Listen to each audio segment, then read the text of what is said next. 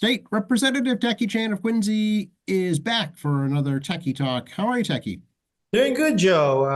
I'm seeing the office. We had a formal session yesterday. We have a formal session today, and we're hopefully having a caucus actually scheduled for 2 o'clock as well. So we're back live after school vacation week. Yes, absolutely. And thankfully, the weather is cooperating just beautifully right now. Well, yes, except for the water main break near my house that we found out on Monday. Thankfully, DPW was able to get on top of it, and after some short period of water shut off, because obviously it's a water main break, they do have to shut off the water. I mean, things were restored. So I'm very appreciative of Quincy DPW and the water department coming out to address it. For those who don't know, I live on a dirt road, so there's no jackhammering. It involves digging. I live near marshland, so the water had someplace to go. Yeah, no, it's like, like everybody else. There was a couple of water main breaks in the city, including mine, that the city was trying to get to. Between the freezing, the cooling, the settling, the warming up. I was a little surprised that my water main didn't break sooner, especially that crazy ice storm we had on the 16th, the 15th, 16th of February, where my road became I live on a road called Meadowbrook. It became a brook. Yeah, it was just a mess. Absolutely. It was, and then it all, like you say, froze solid like concrete. Yeah, yeah. So again, a little surprised it didn't happen sooner. Hope everybody had a fun and safe school vacation week last week, and we're back into it. Yes, and I know that we've been talking a long time about waiting and waiting and waiting for for the Joint Rules Committee, and it's happened. Yeah, the House and Senate passed rules that Senate did it before school break. We just did it yesterday. The joint rules are up for negotiation between the two branches, but the House rules are now set. There are significant changes, most significant changes in rules in my lifetime. I've operated under the current rule systems as a staffer from my first days here in '95. So I've always lived under a very specific schedule. You're all aware that this job gives you a lot of flexibility. But on the flip side, you're stuck with this real rigid schedule of when you can and cannot be away for long periods of time.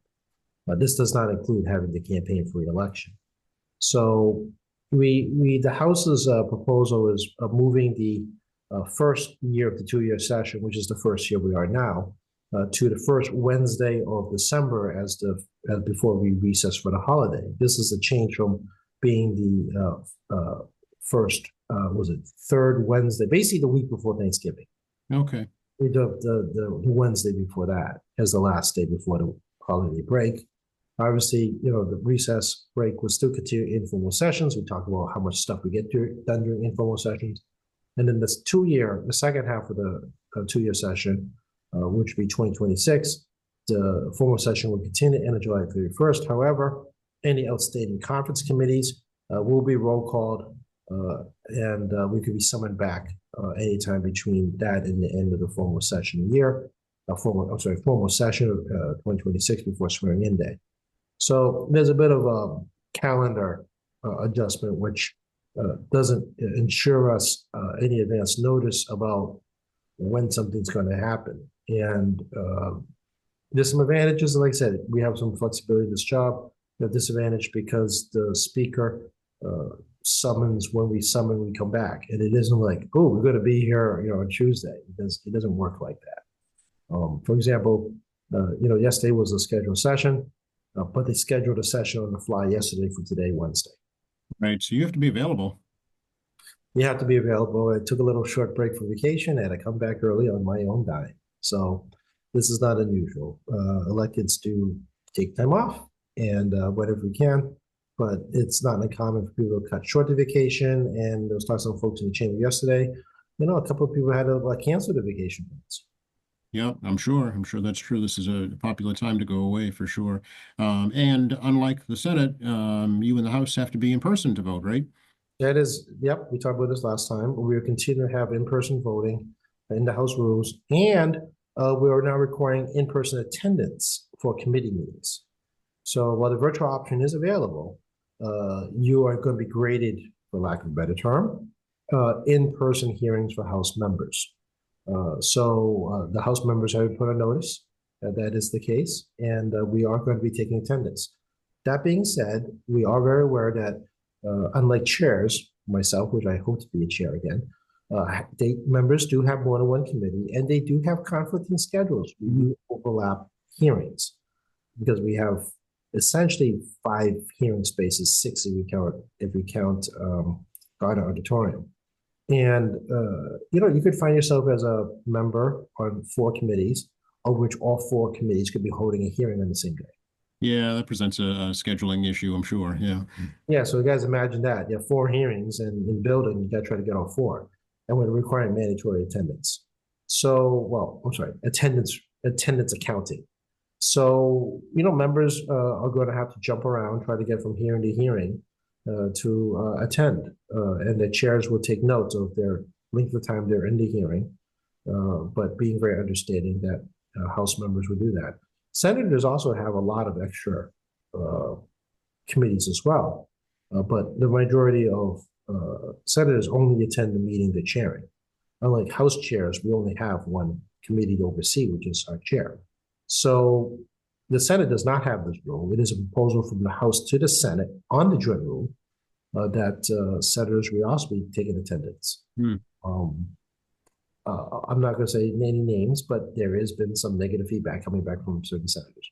Yes, I have read and heard about that. Yes.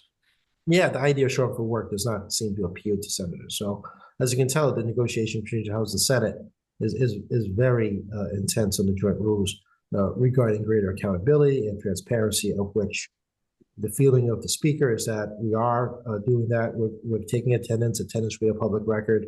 All votes of the executive sessions will be essentially roll call votes from here on in. The chairs on how to manage said roll call votes, which will be part of the public record. We are proposing that the House and Senate bifurcate responsibilities. Currently, the House chair handles all the scheduling, handles all document control, handles some bill summaries, including senators. We provide a conduit for services to agencies for members, including senators. We do a lot of redrafts, including Senate redrafts. So the attention of the House is that, well, you think you've been talking about for almost 8 years about you want to go off on your own. We are, but you're not taking our resources with you. Right. Interesting. So they'll need to create a whole kind of new process to deal with the things that the House helps them with right now. That has been underappreciated by the media. The Globe loves to kick the crap out of us, but they overlook the fact that we do the majority of labor. And if my co-chair decides he wants to move a certain direction on a Senate bill, we will help the senator out on helping that bill get to the point what the Senate chair would like to do. Yeah, I was not aware of that either, Tacky. It's interesting. Yeah, and as a longtime guy that knows how to draft stuff, I personally will participate in trying to help a senator out. That is going to end. Okay. All right. Some changes coming for sure then. Yeah, and another major change is we basically changed the concept of Joint Rule 10. We've talked about the show in the past that we have a deadline of bills reported by committee on Joint Rule 10. It's a little bit tricky situation now that a committee that holds a hearing needs to report that bill out after the hearing is over in 60 days. If it's not reported in 60 days, we get asked for an extension of 30 more days. If no action is taken, it appears, it's a little tricky at this point what happens because it normally goes out as on not to pass, but it looks like it's going to put in study orders if you do not take action within the 60-day plus the potential 30-day extension. We do have a conventional Joint Rule 10. I think the date is the first Wednesday of March for the second half 2-year session. And at that point, it's considered all the late file bills. All the late file bills will be rolling in that 36-day revolving door scenario. This will force committee chairs to move on bills faster. And, we are going to follow the Senate's lead. The Senate wants to be able to control Senate bills and vote on Senate bills. The House votes on House bills and release House bills, which means that the House chair is responsible for managing the House members regarding votes and scheduling the votes separate from the Senate chair. Just like we talk about bifurcation of work, that we're just going to separate and move along. It's a little bit confusing whether we have joint hearings. I'm unclear about that step. Oh, okay. Stay tuned for that then. Yeah, I'm still a little scratching head about that because the Committee rules will be only for the House members, the rules I set, which will be voted on by the House members, or the rules that will operate on our side, essentially full bifurcation. So the so-called rolling deadline after hearings on Bill's report does result in bills coming out quicker, but it creates an interesting scheduling challenge for membership because Right. of employee attendance. Yeah, I see that. Okay. That's it's gonna have to be ironed out then. It's gonna be a lot of work. Yeah. It's gonna be a lot of work because we're simply now taking people's attendance. That really shapes things up. And I do notice that the rules does not say I cannot take senators' attendances, by the way. Oh, look at the smile on your face for that. I've been around a long time with these rules, and if they want to play games, let's just say you have to be long enough to know how to play these games. Okay, all right. So we'll be able to let folks know on this program next week about your chairmanship, right? Yeah, 2 p.m. today. We're actually going to know before the audience will, because 2 p.m. is the caucus, our anticipation in the building, standing on pins and needles with everyone around here about their committee assignments. And as I repeat over and over again to people who ask, for the first time in a very long time, I can't predict. You say that again, Techie? We didn't hear you. For the first time in a very long time, I cannot predict what's going to happen to me. I just have some clues about what's going to happen. Like I have a general sense of what's going on, but no, not this time. And this is with Ron. So as we talked before in the past, there's a lot of chairmanships open, a lot of very good vice chairmanships open. Yeah. The membership is very young in seniority. This leadership team is going to have to take risks on new members. Right. Risk on even current chairs, whether they can handle higher level responsibility, especially on an accelerated schedule. Yes, right. Okay. So they'll be looking to senior members like yourself for help. Yes. I'm not too concerned, as you can hear from the sound of my voice, about the new schedule. I can figure out how to manage things. It's not like I don't know how to pivot and adjust on a schedule. But the new members, particularly more complex committees. The committee, I don't know if I'm still by the chair, but I mean, as we talked before, it's about licensing, lottery, racetracks, car franchising, warranties, lemon laws, AI, intellectual property, telemarketing, boards of registration, board of building regulators, elevator inspectors. I mean, this is a very complex committee. And I was preloaded with now knowledge in my staffing days, which helped out a ton. But the idea that you can come to this committee, for example, and just walk in and be able to handle 250 bills, of which nothing talks to each other. Right. The learning curve is very steep. Yeah, talk about multitasking. Yikes! You need a experienced staff, I'm sure, to help you with that. Yeah, and you're right. The staffing becomes even more important because they're going to be working at an accelerated pace. Right. And I mean, let's be honest about it. People take for granted, somewhat folks like myself who's been around a little while and have a very large, diversified base of knowledge that not everyone appreciates, nor they always sometimes understand. Yeah, it brings to mind what's happening at the federal level right now, and all the changes that are happening, with a lot of experience being rushed out the door. Well, the government institutional knowledge, we've run this problem, of course, when we do early retirement programs here. I've been around for about, I think, 6 of different early retirement programs to try to cut the budget. And it's always resulted in the same thing where you lose so much institutional knowledge that getting services done becomes a nightmare. And the federal government's going to be facing the same thing with mass resignations, terminations, and people closing on retirement. The vast majority of people that probably, I'm going to gamble that most people taking the early buyout at the federal level were already close to retirement age anyway. Yeah, probably true. Yeah. So they figured, not a bad deal, and they're going to be able to get closer and closer to retiring early. And like I said, it's post-COVID has changed how we perceive retirement. Yep, that's absolutely true. Yeah, folks re-examine their priorities, and do things that they might not have done otherwise, just because of the brevity of what could be. Well, nothing like mortality to rethink your twilight years. It's very true. Yeah. So I'm sure some of those government employees are not looking for maximum retirement benefit. They're probably looking to just good enough, and then maybe take a part-time job or find something else. This is it. If they're in their early 60s, they're still plenty young to do something else, right? Yeah. Exactly. That's what I think is my personal opinion where things going on, because I do see that at my level. people are not looking for maximum retirement. They're trying to get into a zone where they believe they can comfortably live. And then, then try to enjoy the years because you just don't know what's going to kill you. Right. Yeah. To have a balance, right? A balance, of quality of life. Yeah. Yeah, we've talked about this before, including myself. I'm far from retirement age, despite my appearances. But Now you look like just a kid, Tacky.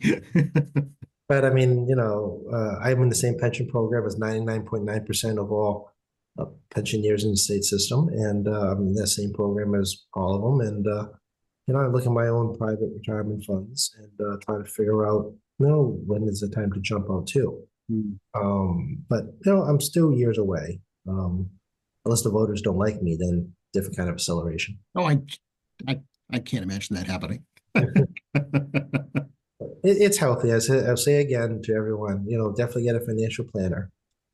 You're never too young to start to have one, and kind of see which way your life would like to be, whether it be 10, 20, 30 years from where you are today. So still, I strongly advise people to look into financial planning for what kind of lifestyle you want to be 20, 30 years from now. Yeah. Speaking of the federal government, are you doing anything at the state level to, I don't know, prepare or at least assess how government cutbacks would affect the state? Well, it's really a job issue now, right? We got two levels here. One is the direct assistance we get from the government. Those who may be aware, half of Medicare and Medicaid is paid by the government. So you guys know that as Mass Health. Half of it's federally government paid, half of it's state dollars paid. I mean, there's talk about reform in Washington, D.C. about reform in Medicare. If you start losing services as a Medicare, Medicaid, Mass Health person, there's going to be a strong desire from the constituents to backfill those services if the federal government cuts those services.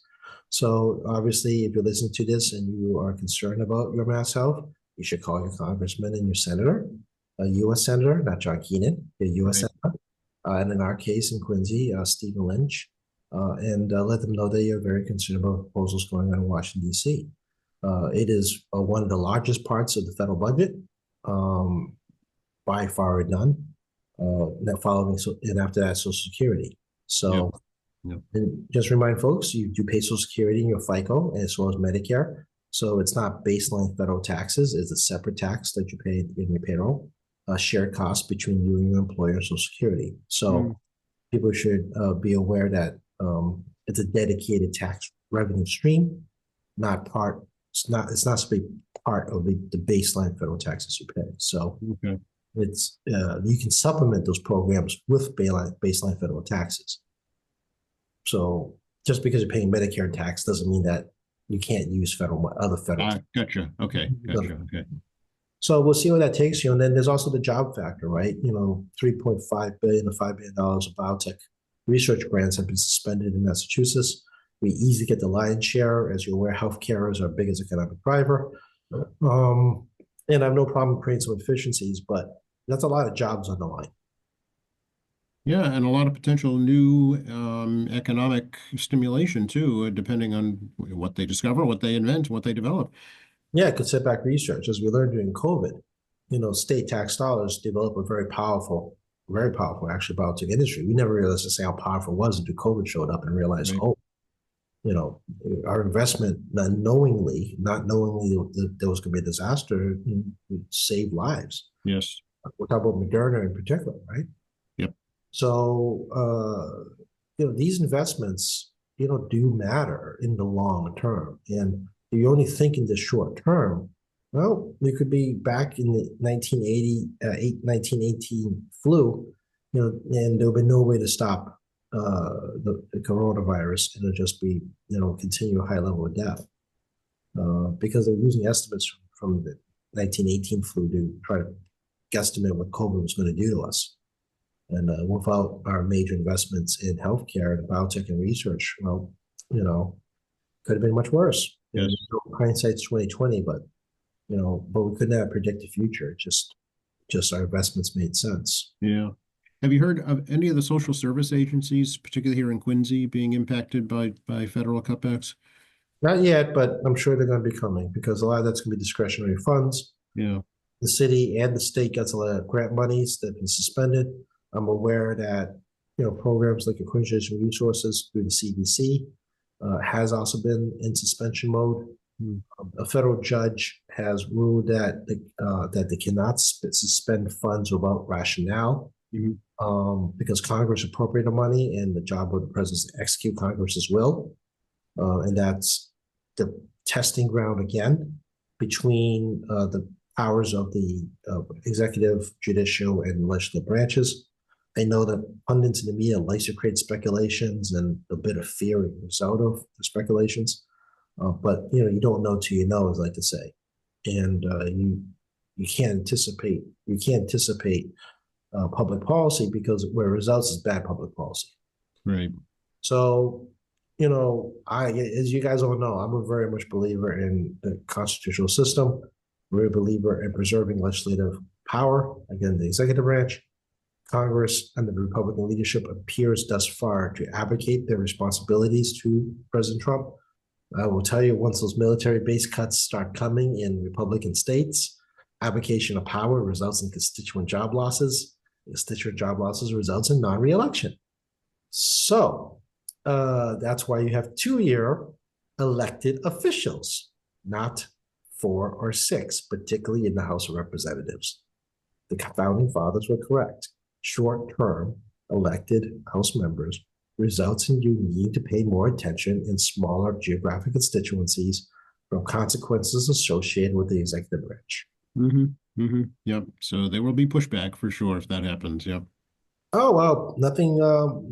You think elected officials like to see pink slips, especially government employee pink slips in large quantities, and what it does to various communities regarding local economic development? One less job means one less person buying something off of Main Street. Right. Yeah. And in many, rural communities, a military base is the lone economic driver. Oh, absolutely. Absolutely. Because they provide civilian jobs as well as purchase regional product to supply the military base. And even if they cut the staff of military base, let's say by 10%, put aside the unemployment increase in that geographic zone, there's also consumption reduction by 10%. Yep. And Virginia and DC are going to see, in particular, going to see massive unemployment increases because of reduction in federal workforce. And we're actually very low on GDP and federal government impact on GDP because we're so large, and quite frankly, we're very wealthy compared to everybody else on the planet, except for very small European nations like Luxembourg, which has higher per capita than we do, but it's also Luxembourg. Right. It's a teeny tiny country, people. Right. Yeah. Or Singapore, probably. Yeah, Singapore is another tiny country, right? So, except for, some of those really small countries, I mean, the United States is still a very wealthy country. So, as a result, government influence on GDP is well under 25%. Yeah, other countries is closer to 40%. But I mean, they could, under cuts in Washington, D.C., they could reduce the government influence on GDP as much as 5% if they want to. Just government workforce reduction and non-investment in our local industries, whether it be research and development, healthcare investment, educational investment, human service investment. I mean, any of those type of investments will reduce. And, even government contract reduction, like we still have Raytheon here. And, the government contract on military spending will go down. I think we're going to try to cut 10% plus on military spending. 10%? Wow. Okay. I think they're going to try to cut it because it was almost $900 billion, right? Yeah. Yeah, almost $900 billion. So I think we're going to try to shave 10% off. I really believe that. And that means they're going to go after firing a lot of employees, plus, terminating government contracts. Right. Wow. Okay. Times are changing, that's for sure. Well, the general consensus from a lot of people in economy world, economics, believes you can reduce the government deficit, but you can't reduce it. You should not reduce it. You can, but you should not reduce it in 1 year. There should be a multi-year plan on gradual deficit reduction, meaning spending less, finding new revenue, and try to do the long-term balancing act reduction, barring a 9/11 scenario, right? Where, national security is at risk. So this is a little bit different, where the Trump administration is trying to do a huge $1.7 trillion reduction on a $6.7 trillion budget with a discretionary spending of $1.7 trillion. but it Hmm. was a fixed cost. Yeah. No one's talking about the fact that the House and Senate has passed another continuing spending resolution.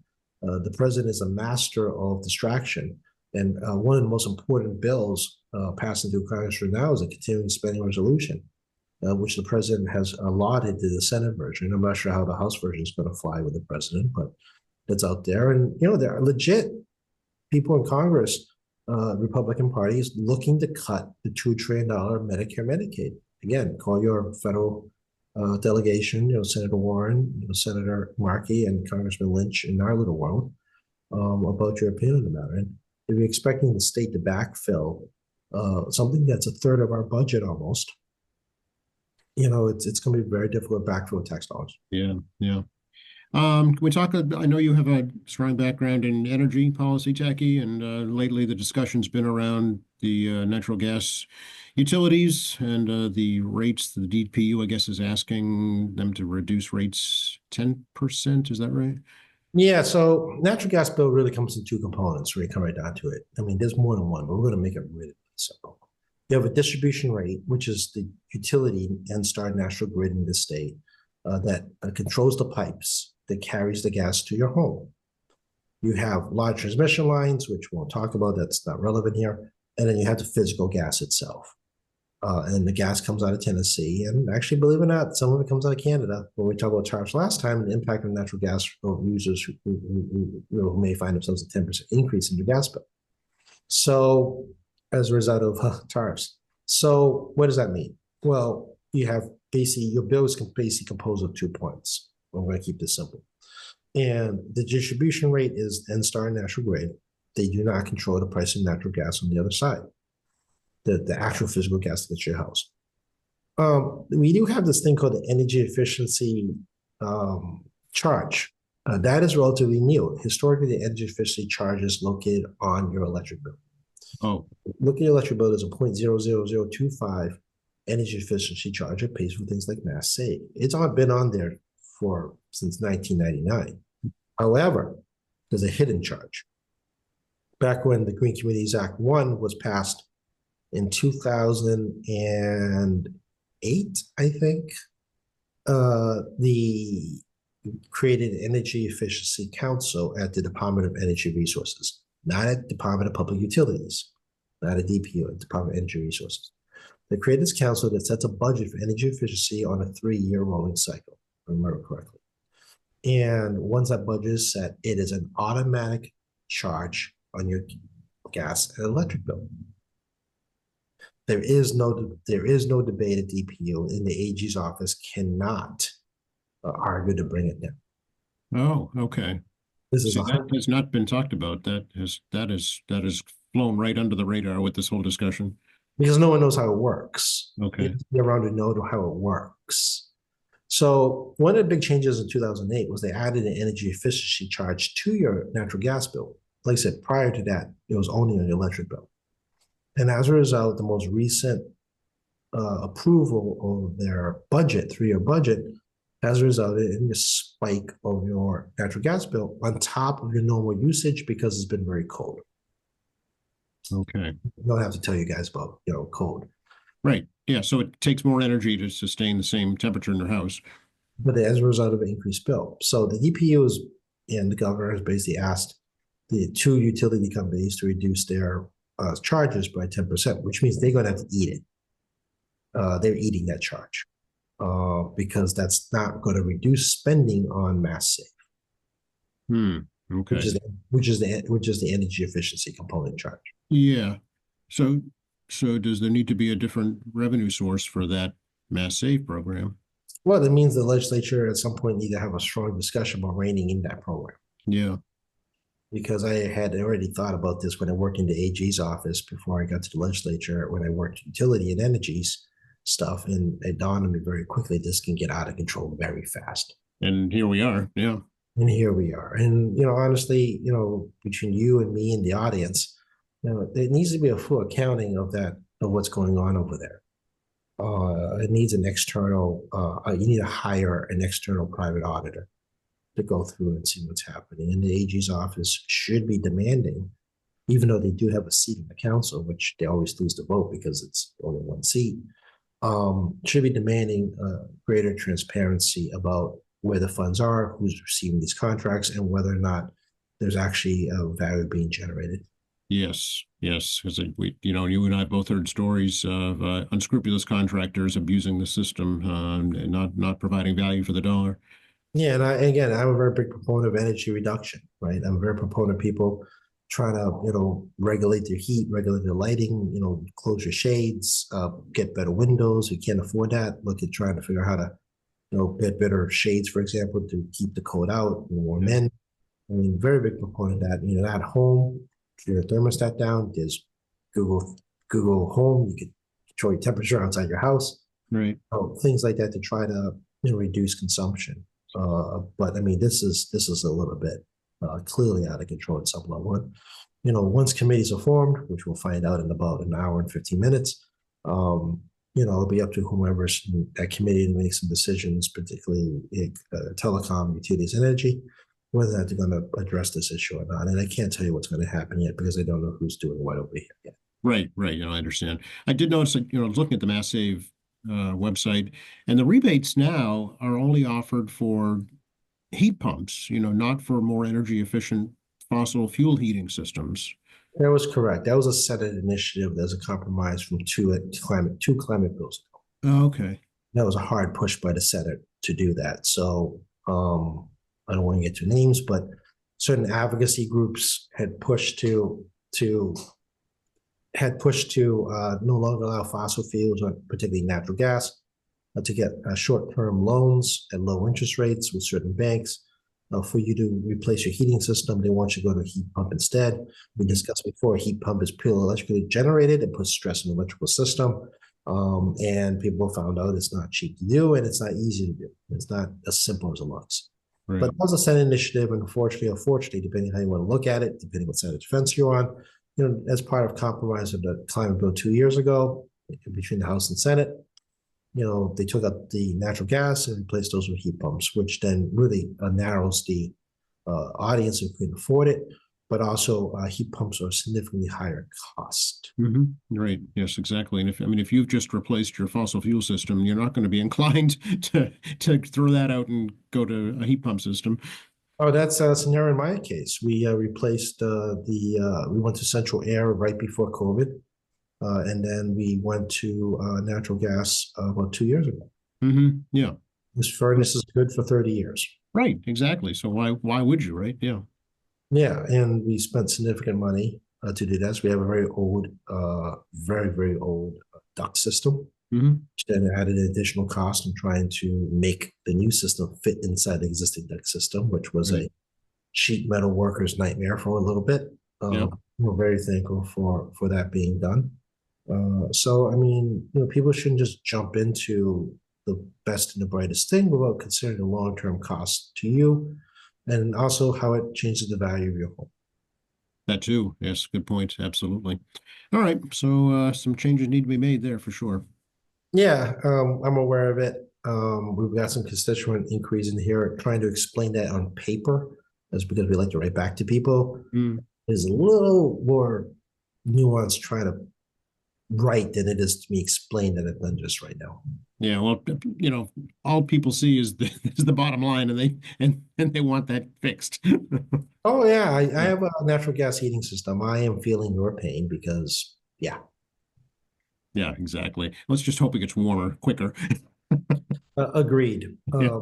I don't have a gas stove, however, nor a gas dryer. So I still run electric on both. So for those who have gas stoves, I mean, obviously this still will impact you, or you have a gas dryer. This will still impact you regarding your bill. And there's only so much demand reduction you can do on things like cooking. That's right. You still need to wash your clothes and cook your food.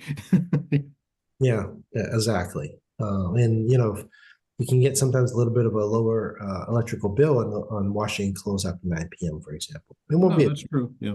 Not a massive savings, but you can save a few fractions of a penny, which adds up over long periods of time. Right. Exactly. Yeah. Okay. What's coming up in the district, Tacky? Well, St. Patrick's Day is coming up at some point, right? March is around the corner. So you got a few things going on. I have to actually open my calendar to look what's going on, to be frank with you. Oh, okay. All right. I And just interviewed folks from Save the Harbor, Save the Bay. They're having their big fundraiser splash coming up on Sunday, and then the Better Beaches program will kick off soon after that. So I know, are you still on the Beaches Commission? as far as I'm aware, I am. Okay. The speaker's not removed me yet. Okay. If someone else wants to do it, I'm or it might slip through, so I would not be personally offended. I have a lot of other things to do, including the Asian caucus and whatever next chair she'll be, plus obviously constituent services and trying to get as many events I can in the city of Quincy as opposed to outside the city. But some of you may not be aware when it comes to especially Asian Americans, there's not a lot of us that are elected. So, I do get requests to leave Quincy to spend some time with some other folks listening to their concerns as well. Yeah. It is no joke. I mean, I do stay in the city a lot. And, Yeah. Well, your whole district is in the city, so that makes sense. well, I'm also a homebody. Oh, So that too. Yeah. so anytime I go somewhere else, it's always like I left Quincy. And even my colleagues are like, why are you here? They've accepted the fact that I'm just a homebody.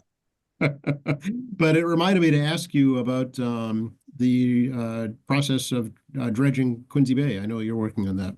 Yeah, we have some real cash money and some bonds, and Maeve, my office, has been keeping tabs on chasing it down and working with the city regarding where we are. Some of it's opera money, some of it's straight cash from surplus, some of it is straight bond money. There's been a real cobbling together of cash. But obviously, we want to ensure that all this money is used for dredging and not anything else. Sure. And but the money won't be released until we reach a stage where the city's ready to go. I did bring this up to DCR Commissioner Arrigaro, and Brian is aware of it, but the problem is the State Division of Waterways doesn't appear to be functioning because I don't think there's anybody working there. Ah, So it's very confusing where that front is, but it was something we've been emphasizing to the Commissioner of DCR because that's under the purview regarding waterway access. And previous government administration does not care about the water, despite the fact we're a coastal city. interesting. Okay. Yeah, it is very fascinating that we're a coastal city, but also a coastal state. And other than trying to do environmental issues, past governors have zero interest in waterways. Interesting. Okay. Yeah, they really ought to. It could be a major economic driver. It is because recreational boating and recreational fishing is a big part of our economy. And, dredging for giant cargo ships, yeah, it's part of our economy, but it doesn't reflect our entire navigable waterways. You know, the lieutenant governor is the former mayor of Salem on the coast, so she's well aware of the importance, certainly, of waterway access. Agreed. And she does chair the Seaport Advisory Council, which provides some grant funding for economic development along the water. But ultimately, the governor is Governor. Governor Healy runs the place. So it's getting their administration interested in the matter to try to, push these issues forward. Okay. Well, I mean, the MBTA is certainly interested in expanding ferry service. Matter of fact, they just announced the changes to the Quincy ferry, the Winthrop, Quincy ferry, and adding service, so weekend service, which is kind of nice, and direct service to Boston from Quincy. Yeah, it won't be part of the route that includes Winthrop, which actually significantly cuts down your time from Quincy to Boston. Obviously, this program that Bruce Ayers and John Keane has been working on for a very long time. We have enough data to show when is most efficient to maximize ridership. And it's definitely shown that there is ridership in Quincy and they go to Boston. And just that fact alone would justify more service at that level and expanded service. So obviously I do encourage people that like to ride a boat. I don't like being on a boat. Well, no, I'm afraid of the water. We know. This is not a hidden fact. But I mean, yeah, we definitely encourage return transportation. And frankly, the more residents that not just in Quincy, but in the region, utilize that ferry service, the more likely you will keep the ferry service. Right. Marina Bay Ferry, that's what I was trying to think of. So it's mbferry.com is their website, and the schedule's already up there. So folks should check it out. No, absolutely. Absolutely. Again, you don't use it, you lose it. Correct. Anything else we should talk about today? Well, let me just go back to the rules and do a little touch on, because I'll go do a repeat for something we did in November. Okay. The rules actually includes a provision to allow the state auditor to pick the independent auditor for the House. This is something that's come up a few times since we passed that rule, and it's a rule that's going to still be in the House rules. That if the auditor would like to pick our auditor that the House will pay for, they would do that, and it'll be a financial audit. One of the challenges we have with the state auditor is that she's talking about everything but the financial audit. And I think this is the part that's really causing confusion in the public.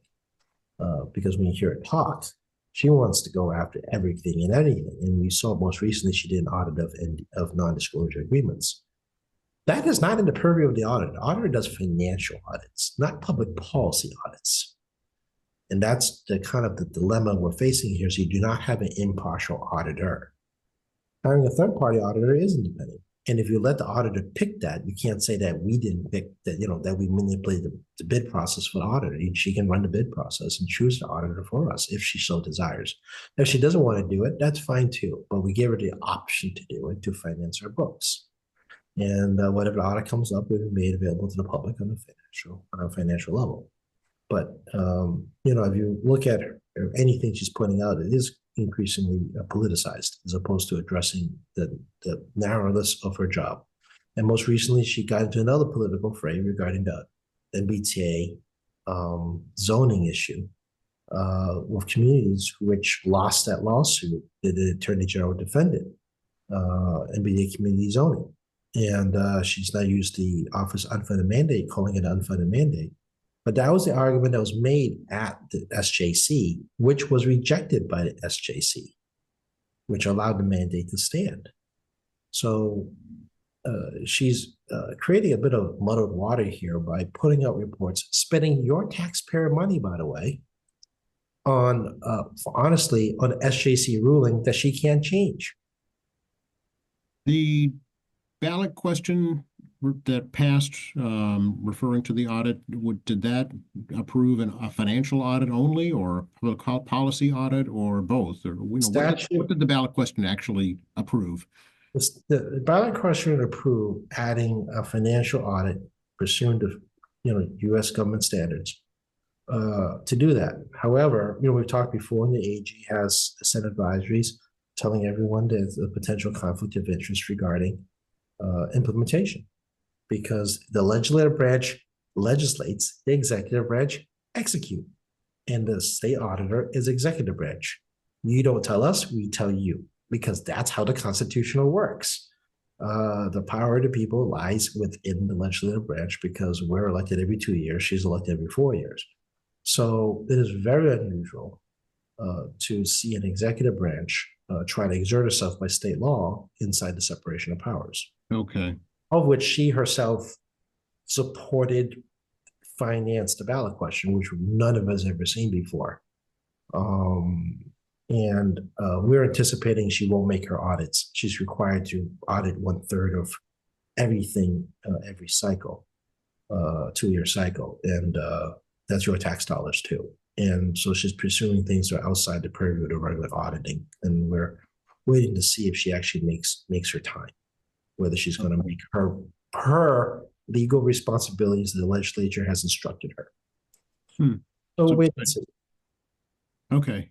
As you're well aware, optically at least, folks are saying the legislature's trying to hide things, and it's a cover up, and this, just let her do what the people voted for. Agreed. You're right. The optics issue is out there. People are getting very confused. I've noticed reading emails and from other folks about what an audit actually is. When I say the word audit, most people think it's a financial audit. She said everything but that.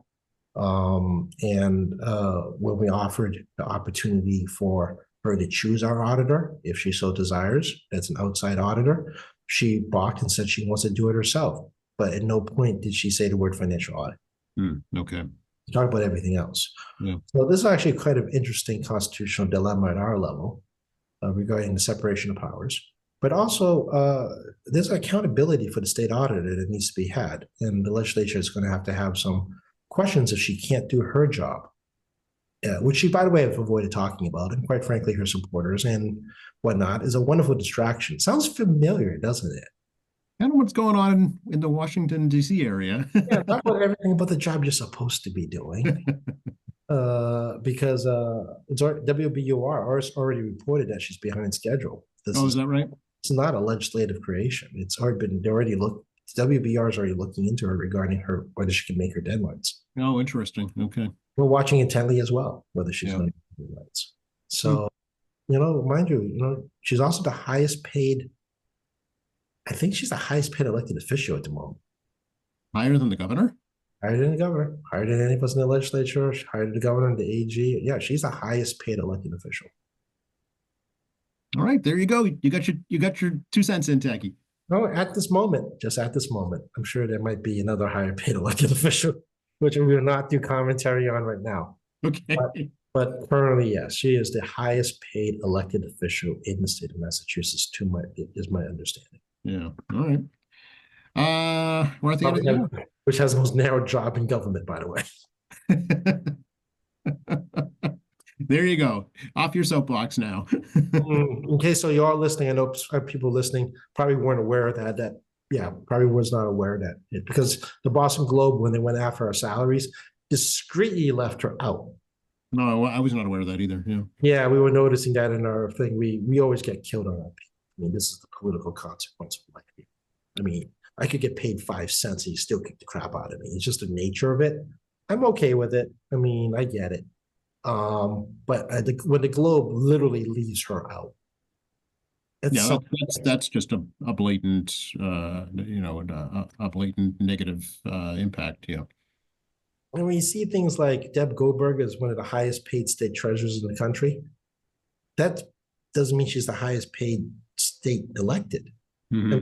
The Globes are doing these little subtle words to give you the false impression of, if you read quickly, this false impression about who is the highest paid. And the Globe deliberately left her Diana Zoglio, which I find yeah, that is not great reporting for sure. Yeah. No, it's very appalling because it's not full transparency, but by the global what's going on. Mm-hmm. Okay. Can we call you, come see you, email you? Well, we're still here in room 42 for now. We'll find out next week if I'm not in room 42. Okay. This is one of the consequences of assignments. When assignments change, you lose your space. So right now, our phone number is still 617-722-2370, 617-722-2370. I know my email will not change, which is tacky.chan@inmatehouse.gov. My Facebook is still State Representative Tacky Chan. At Tacky Chan is our X account. MAlegislature.gov, MAlegislature.gov. That will not change. So you can monitor the progress in our bills and sessions and hearings as we're getting ready to roll. And our attendance rate, it will be published online. So you can check who showed up and who did not for the hearings. And we'll actually be also publishing roll call votes of the committees down the road as well, which is actually a significant change. Polling is not a roll call. Polling is gauging the sentiment of the members or whether or not there is sufficient support to pass something. Yep. Roll call is a roll call. Very different people, very different words, but people tend to conflate them as the same thing. And then, we have tackychin.org. People use it as a contact page. Very happy people will actually go look at that page. There are resources on that page that you don't need me for. You can call various social services agencies and other government offices off that page. We will try to keep updating that the best we can.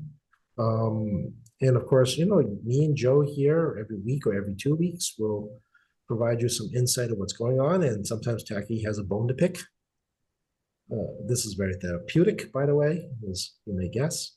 About my personal opinions in the matter, but it's not ungrounded. I've been around. I do pay attention. I do actually try to keep myself educated. And we're happy to talk about state, local, well, mostly state, and sometimes some federal stuff and international deals. And if you have any specific questions, please email Joe at QATV, and he'll be happy to try to figure out how to work it into a future program because I don't know what Joe's going to ask me.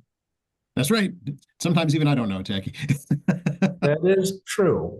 As people have noted, the free-flowing nature of this, and Tacky trying to play Arch and me very so often. Yeah, it's the nature of it. It's a true nature of a podcast. I think, it makes it a true podcast. Yeah, and remind people it's tax season. Remind people frauds are up. Email fraud, telephone fraud. People pretend to be government threatening you. With the current environment we have in politics, I think the frauds are going to go up significantly. Government does not telephone or email you for money ever.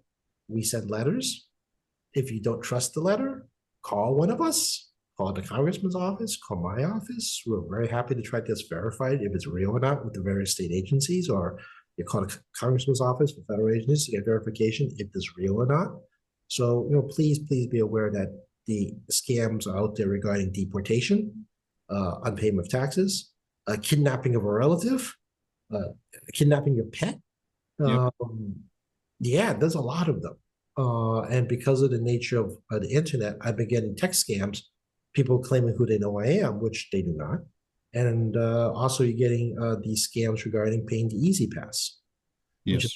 Which is completely scam because the Easy Pass is tied to your credit card account, of which you can log into or visit the office in Framingham. Framingham? No, Natick. I think no, Natick. It's Natick, yeah. Yeah, you can visit office in Natick. So, just be aware they're getting text messages, telephones, voicemails, emails, social media posts. I mean, they're coming at you, WhatsApp, WeChat, Signal. They're coming for you. So everyone, please be very careful of this tax season. The scammers are coming up full force this year. The political environment makes it even better fodder for putting fear into people. Please, we're concerned. Congress, contact your congressman's office, your senator's office for federal issues. You see it's something from the state, please do contact us and we're happy to get a verification or not, whether or not it's real or not. So that's kind of my last message. And, we'll be with the speaker on Friday in QATV to talk about the senior circuit tax break. So we can talk about that next week and some tax changes in this cycle, which I think maybe not all, but I think many of you will benefit from. Okay, I look forward to that. Thanks so much, Jackie. Thank you, Joe.